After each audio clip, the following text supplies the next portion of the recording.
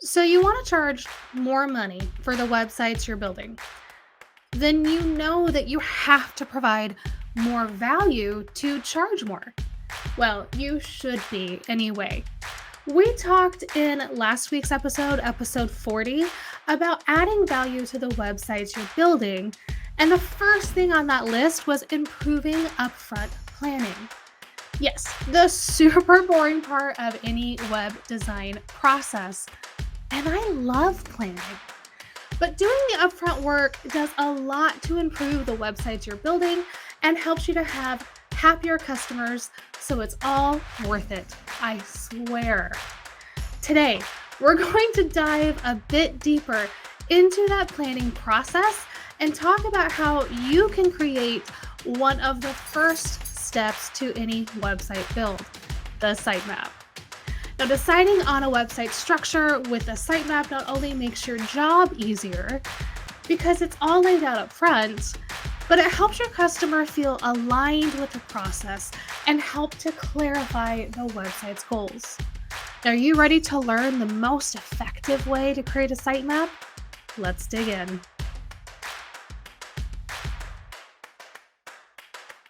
When creating a new website structure, whether this is their first website or a total redo, a lot of lower level web designers will just recreate the current website structure or come up with simple pages to include. Why is this a problem? Because it doesn't take into account the goals or the objectives of the new website, especially if this is a website rebuild. There's a reason that they're rebuilding the website. Something isn't working for that business. And chances are it's not just the design they don't like. What they actually don't like is that their leads have slowed down or their sales have slipped.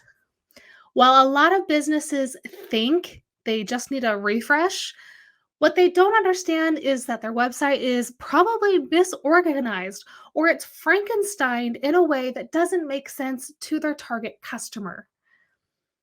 That's where you come in.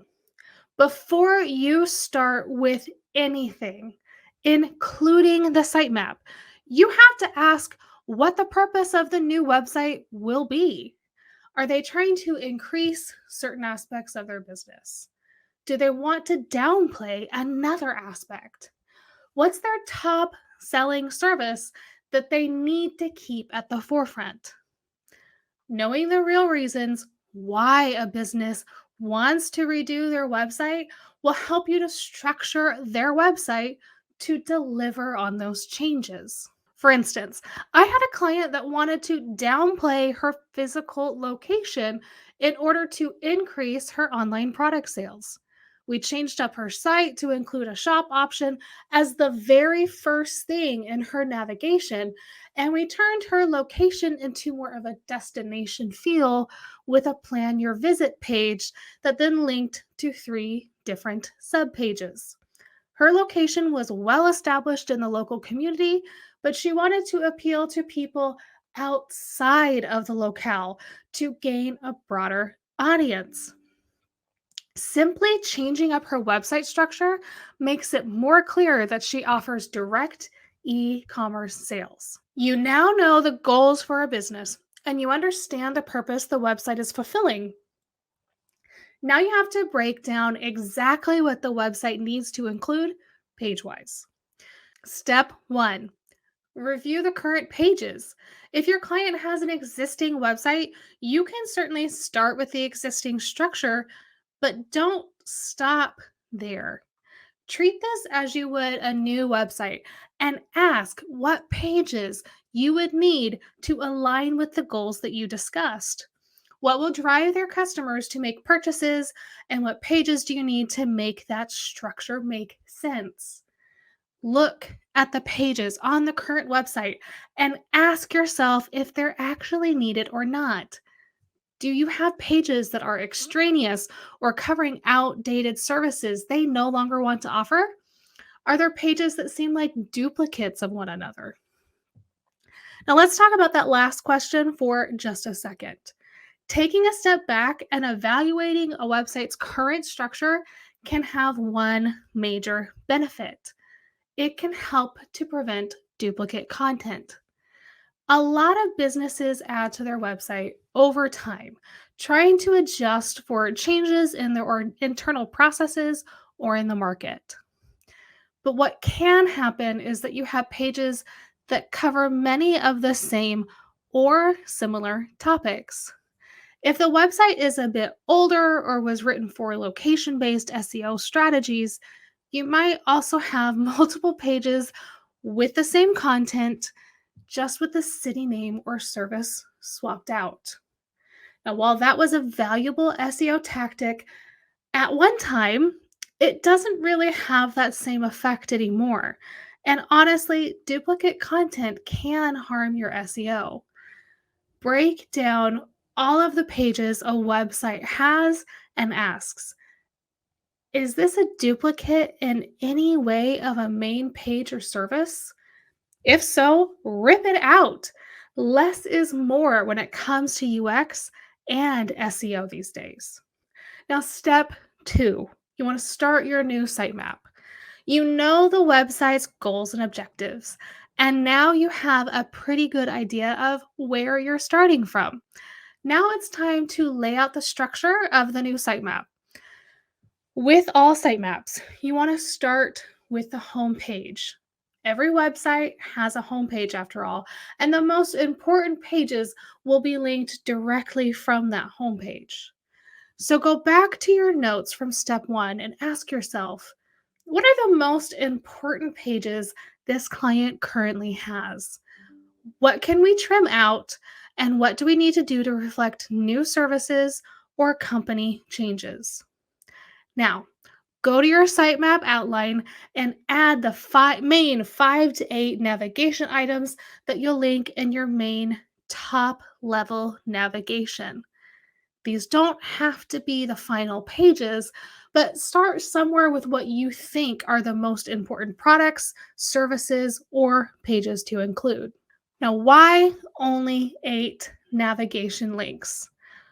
When you provide too many options up front, you can cause your user a lot of confusion. Keeping your main navigation simple will help them to get through your website and dig into the main pages. From those main pages, you can link further into your website to sub products and services that they might be interested in. The key here, though, is to narrow down the choices so they actually make a choice instead of getting overwhelmed and bailing. Now, step three, do some comparative research. Now, you've got your basic structure in mind for the main pages. Now, I want you to take a step back and do some comparative research. Now, why do I do this after I've done the first round of navigation items? I have found over the years that it helps me to stay focused on the business's unique goals, to do my first draft of the sitemap, at least the main navigation items first. This allows me to flesh it out without all of the other noise of other websites in their industry.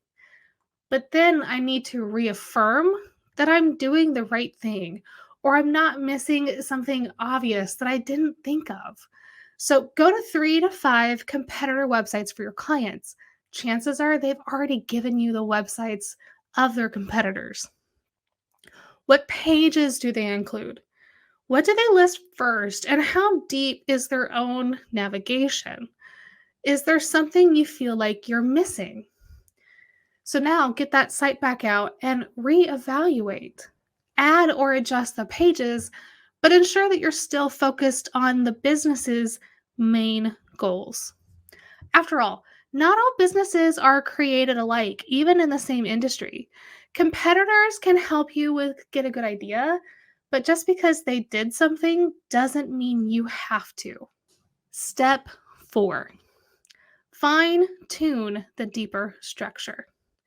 So now that you have your main navigation decided on, it's time to fine tune the deeper page structure. If the website you're building only has 5 to 7 pages, you might be able to skip this step. Now, on each of these main navigation pages, you want to list out in the sitemap any sub pages that you might link to from that parent page. That will remind you what links and buttons to add onto that parent page to take users to the sub pages, but also help you place any pages that just weren't important enough for the main navigation. Let's break down an example. For a service based business, one of their main navigation links could be a services page. From there, you may link to subpages for each of their provided services. You'll want to make to note those subpages in the sitemap and plan to add links on the services page to those subservices. Now, step 5, decide on the URL structure. So you now have the pages you want to include in the main navigation and all of their subpages decided. For many web designers, they could stop there and pass that off to the client for review. But I'd highly recommend you do this next step first and showcase the actual URL of these pages. Not only does seeing the actual slugs tend to help clients understand the page structure better, it helps you to begin the SEO strategy of the website. Now, while it's highly debated how much your URL structure impacts your SEO anymore, it's still a determining factor in your UX, which is a factor in your SEO. And let's be real, URLs tell users and Google quickly what a page is about. I always recommend that you use plain English names. The shorter the better for your internal URLs. This helps customers be able to remember them, but also provides a cleaner experience.